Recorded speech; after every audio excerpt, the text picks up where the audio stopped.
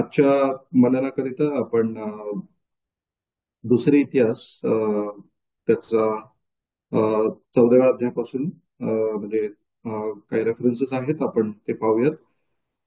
आणि याच्यातून मनन करत असताना आपल्याला आसा हा जो राजा होता, याच्या जीवनातून आपल्याला बरेच गोष्टी पाहाव्यास मिळतात, शिकाव्यास मिळतात. आणि त्याकडे आपण जो वेळ आपल्यामध्ये आहे त्या वचनातून आपण पाहूया. दुसरे इतिहास, सेकंड क्रॉनिकल्स चॅप्टर 14, आणि काय संदर्भ आपण त्यातून घेणार आहोत. आसा राजा हा यहुदाचा तिसरा राजा होता. त्याने जवळपास 41 वर्ष यहुदा प्रांतावरती त्याने राज केलं. आणि त्याच्या कारकिर्दीमध्ये अनेक गोष्टी त्याने घडून आणल्या. आणि बरेच त्याने लोकांमध्ये जागृती आणली. त्याने देवासाठी जे चांगलं आहे, देवाच्या दृष्टीने जे चांगलं आहे ते त्याने केलं. आणि परमेश्वराला त्याने तो धरून राहिलेला आपल्याला पाहावयास मिळतो, असं सुरुवातीच्या वचनांमध्ये आपल्याला पाहावयास मिळतं. आपण जर 14व्या अध्यायाचं दुसरं वचन जर आपण पाहिलं तर तिथं असं म्हटलेलं आहे की आसाने आपला देव परमेश्वर याच्या दृष्टीने जे चांगले व नीट ते केले. त्याने अन्य देवांच्या वेदी व उच्चस्थाने काढून टाकली, मूर्तीस्तंभ फोडले व आशेर मूर्ती भंग भंग केल्या. यहुदी लोकांनी आपल्या पूर्वजांचा देव परमेश्वर याच्या चरणी लागावे आणि नियमशास्त्र व आज्ञा यांचे पालन करावे अशी त्याने त्यांना आज्ञा केली. तर परमेश्वर आसाबरोबर होता आणि आसाने देखील परमेश्वरासाठी जे चांगलं ते करण्याचं त्याने ठरवलं. आणि तो आपणास ठाऊक आहे तो रेहोबाम जो त्याचा आजोबा आहे, त्याच्या कारकिर्दी म्हणजे त्याच्या लाईन मध्ये तो पुढे आलेला आपल्याला पाहावयास मिळतो. शल्मोनाचा जो पुत्र होता. आणि यहुदामध्ये त्याने ज्यावेळेस राज्य केलं तर त्याने बरेच रिफॉर्म्स आणले. म्हणजे संजीवनी त्याने बरेच घडून आणले. जसं आध्यात्मिक संजीवनी त्याने घडून आणल्या, त्याचप्रमाणे त्याने लोकांमध्ये सुरक्षितता परमेश्वराद्वारे प्राप्त झालेली आहे हे देखील त्याने दाखवून दिलं. आणि त्याच्या कारकिर्दीमध्ये परमेश्वराची कृपा होती, म्हणून जवळपास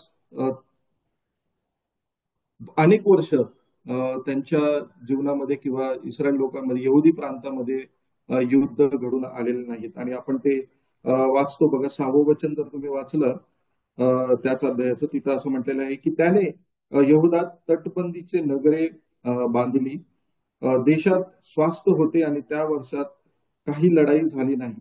आणि हे आपल्याला वचनातून स्पष्टपणे दिसून येतं. आणि लढाई झाली नाही का? कारण त्याचं कारण परमेश्वर होता. परमेश्वराने ती कृपा त्याच्यावरती केली होती. पुढे लिहिलेलं आहे, कारण परमेश्वराने त्याला आराम दिला होता.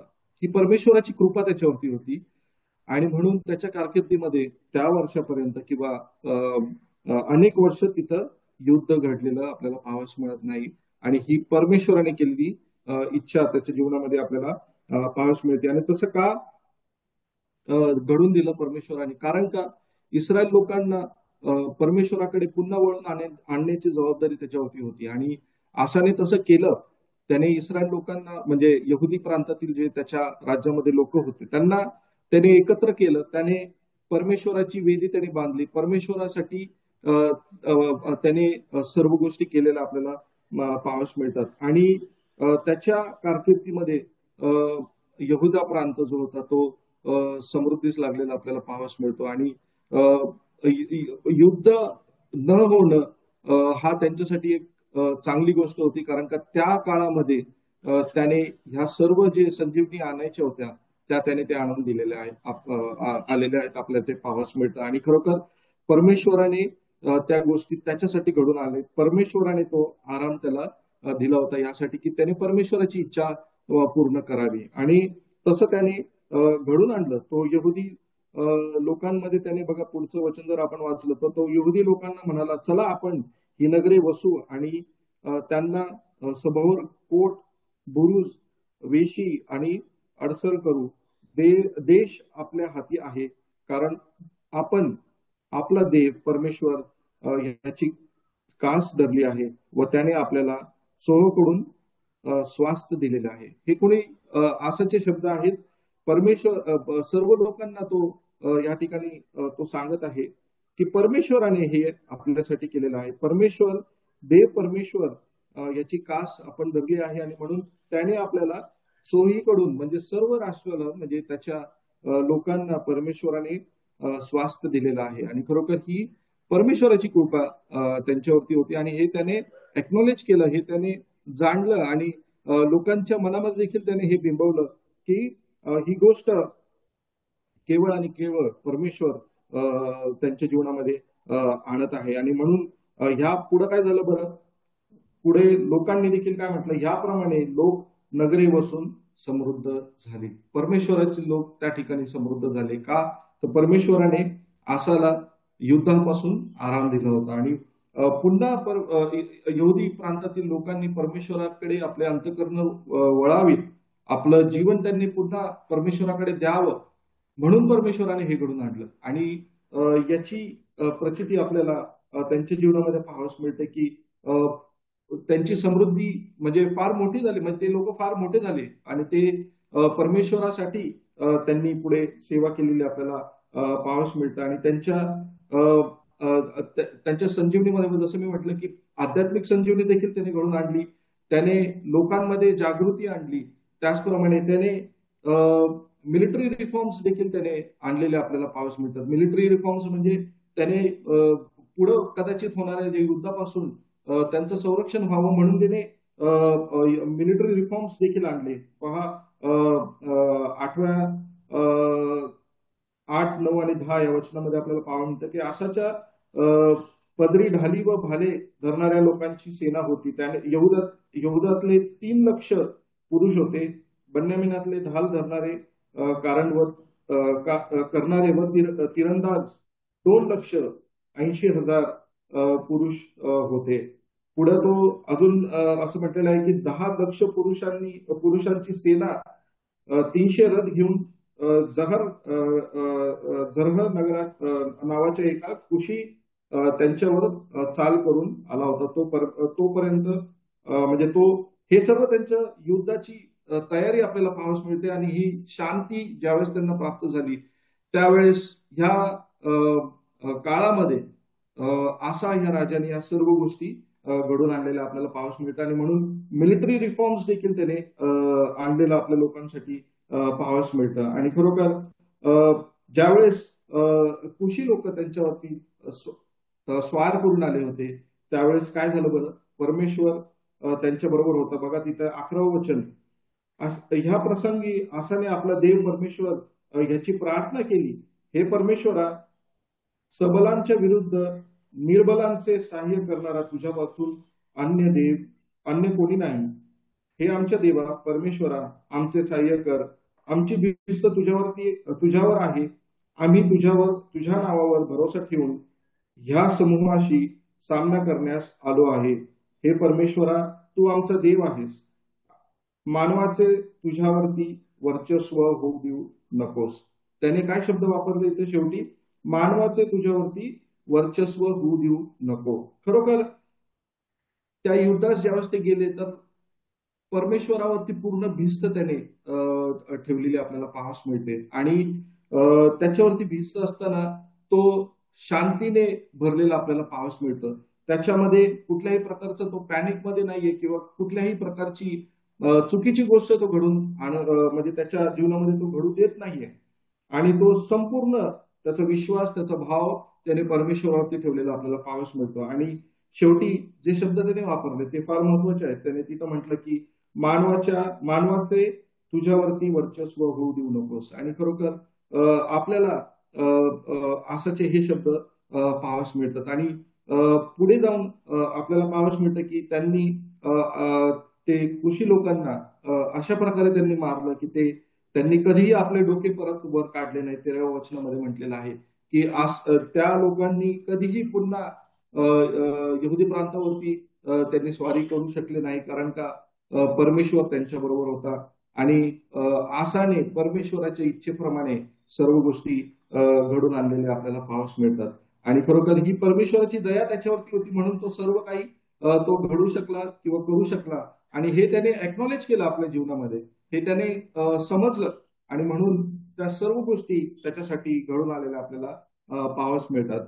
पुढं त्याच्या विश्वासाविषयी देखील आपल्याला 15व्या अध्यायामध्ये पाहावयास मिळतं, जिथे आसाने सर्व जो विश्वास आहे तो परमेश्वरावरती त्याने ठेवलेला आपल्याला पाहावयास मिळतो. आणि त्याची त्याचं जे जीवन आहे ते त्याने परमेश्वराच्या हाती सोपलेलं आपल्याला पाहावयास मिळतं. आणि त्याच्यामुळे काय झालं बरं, परमेश्वराने एक संदेश त्याच्या जीवनामध्ये पाठवला. त्याने त्या संदेश त्याने जाऊन त्याची त्याला उत्तेजन दिलं. पहा 15व्या अध्यायाचं पहिलं वचन, मग देवाच्या आत्म्याने ओदेदाचा पुत्र अझर्या याला स्फूर्ती दिली. तो आसाच्या भेटीस जाऊन म्हणाला, हे आसा, अहो यहुदी व बन्यामीन लोक हो, मी म्हणतो ते ऐका. तुम्ही परमेश्वराबरोबर राहाल तोवर तो तुमच्या बरोबर राहील. तुम्ही त्याला शरण जाल तर तो तुम्हाला पावेल, पण तुम्ही त्याला सोडाल तर तो तुम्हाला सोडेल. परमेश्वराचं हे सुंदर वचन अझर्या त्याच्या पुढे घेऊन आलेला आहे. आणि त्या वचनाद्वारे आसाला उत्तेजन प्राप्त झालं. आणि खरोखर त्या वचनामुळे त्याच्या जीवनामध्ये देखील त्याने त्यामुळे काय झालं बरं, त्याने परमेश्वराबरोबर करार केला. आणि ते कराराविषयी आपल्याला पुढे पाहावयास मिळतं. परंतु या वचनाकडे आपण जर लक्ष दिलं तर या वचनामध्ये आपल्याला पाहावयास मिळतं की परमेश्वर तुमच्या बरोबर आहे, परमेश्वर आपल्या बरोबर आहे, परंतु जोपर्यंत आपण परमेश्वराबरोबर आहोत तोपर्यंत. आणि अशी अट परमेश्वराने त्याच्या जीवनामध्ये, आसाच्या जीवनामध्ये या संदेशाद्वारे दिलेली आपल्याला पाहावयास मिळतं. आणि म्हणून तिथं असं म्हटलेलं आहे की परमेश्वराबरोबर राहाल तोवर तो तुमच्या बरोबर राहील.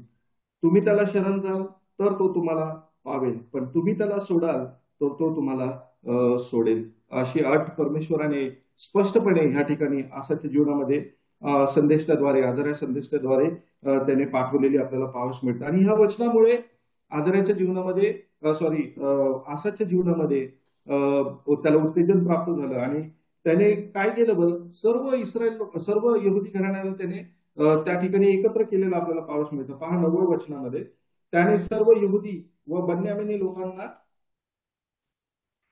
व त्यांच्या बरोबर राहणाऱ्या इफ्राईम, मनशे व शिमोन ह्या प्रांतातल्या लोकांना एकत्र केले. त्याने सर्व लोकांना एकत्र केले. आणि काय केलं बरं पुढं, त्याने त्याचा देव परमेश्वर त्याच्या बरोबर आहे असे लोकांनी पाहिले.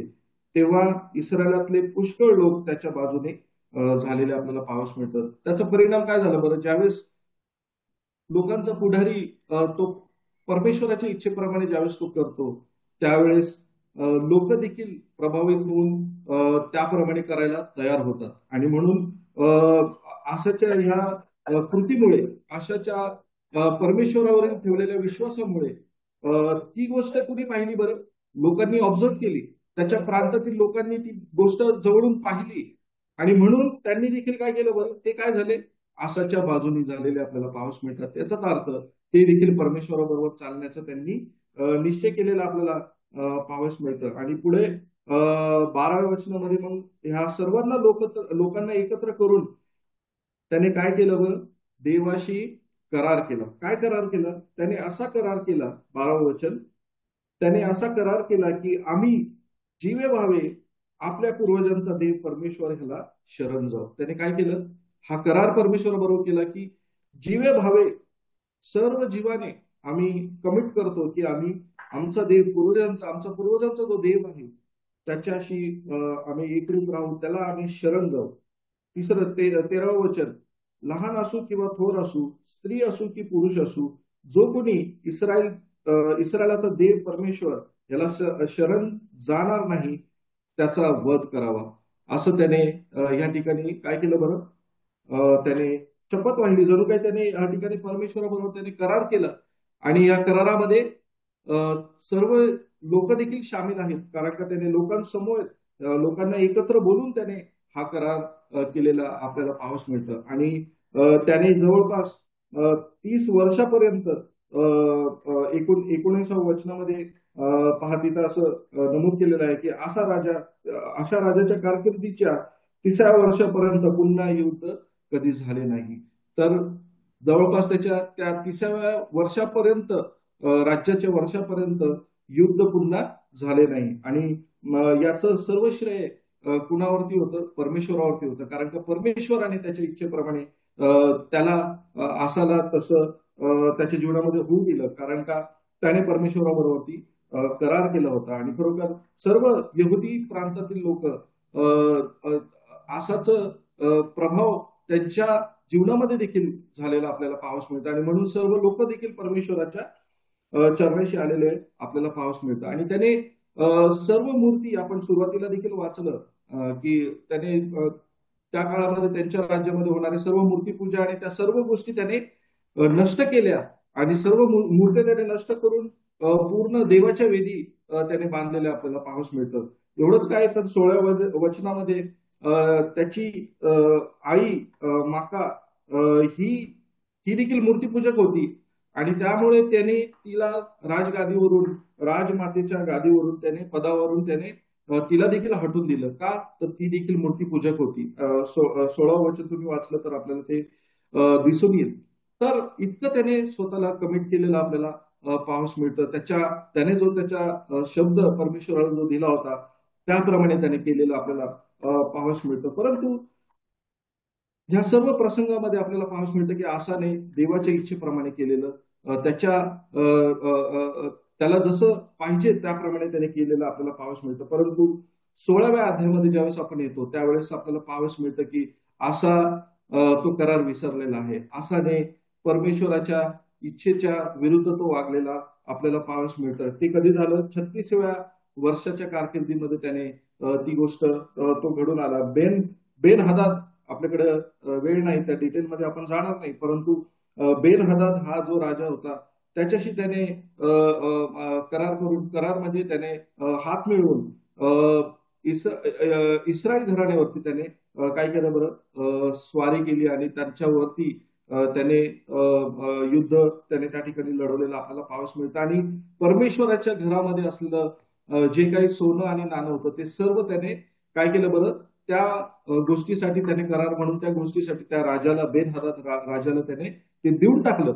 आणि परमेश्वराच्या इच्छेविरुद्ध त्याने तो वागलेला आपल्याला पाहावयास मिळतं. आणि 7वं वचन ज्यावेळेस संदेष्टा त्याला भेटायला जातो ही गोष्ट ऐकून, त्यावेळेस 7व्या वचनामध्ये बघा संदेष्टाने काय म्हटलेलं आहे. 16वा अध्याय आणि 7वं वचन. त्या प्रसंगी हानानी द्राष्टा यहुदाचा राजा असा याच्याकडे येऊन म्हणाला, तू आपला देव परमेश्वर याचवर भरोसा ठेवला नाहीस व आरामाच्या राजावर भरोसा ठेवलास, म्हणून आमच्यावर राज्याने सैन्य तुझ्या हातून सुटून गेलेले आहेत.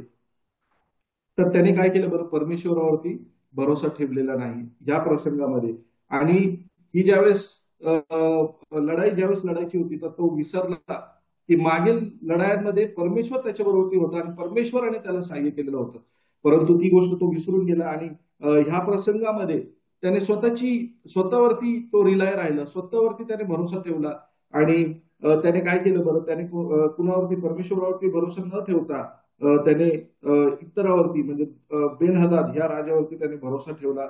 आणि त्यामुळे परमेश्वराचं इच्छेप्रमाणे त्याने केलेलं नाही असं आपल्याला पाहावयास मिळतं. आणि खरोखर त्याच्या कराराचे जे शब्द आहेत ते त्याने तो विसरलेला आहे. आणि त्या कराराप्रमाणे तर त्याचा स्वतःचा वध होणं हे म्हणजे त्याने तसं व्हायलाच पाहिजे. तो राजा आहे म्हणून तो त्यापासून पळ काढू शकत नाही. आणि म्हणून परंतु तरी देखील त्याने हे सगळं देवाच्या इच्छेविरुद्ध त्याने घडून आणलेलं आपल्याला पाहावयास मिळतं. तर आज आपल्या जीवनामध्ये ह्या राजापासून आपल्याला काय शिकायला मिळतं? आपला पुढारी कसा आहे त्याकडे आपलं लक्ष नेहमी असतं. प्रजाला चालवणारा कोण आहे त्याकडे नेहमी लोकांचं लक्ष असतं. आणि जर प्रजाला चालवणारा जर राजा तो जर त्याच्या परमेश्वराच्या इच्छेप्रमाणे जर तो करत नसेल तर प्रजा देखील ती पाहते. जसं आपण म्हटलं की प्रजाने पाहिलं, तिथं तो महत्वाचा शब्द आहे की त्याने असा राजाकडे पाहिलं आणि त्यामुळे त्यांनी देवावरती विश्वास ठेवला. परंतु खरोखर आपल्या जीवनामध्ये खरोखर आपला जो राजा आहे तो कधीही न बदलणारा आहे. आपला जो परमेश्वर म्हणजे प्रभू येशू ख्रिस्त जो आपल्या जीवनाचा तो राजा झालेला आहे तो कधीही बदलत नाही. त्याने ज्या प्रकारे त्याची सेवा त्याने आपल्या लोकांसाठी केली ती सेवा ती नित्य टिकणारी आहे. त्याने आपल्याला परमेश्वरावरती डायरेक्ट भिस्त ठेवण्यास शिकवलेलं आहे. प्रभू येशू ख्रिस्त ह्या जगामध्ये आला यासाठी की त्याने आपली आणि परमेश्वराची भेट देवपित्याची भेट आपली व्हावी आणि आपला समेट व्हावा म्हणून त्याने आपल्या जीवनामध्ये प्रभू येशू ख्रिस्त ने कार्य केलं. आणि खरोखर त्याचं कार्य आपल्याला ठाऊक आहे. आपण मत्ते याचा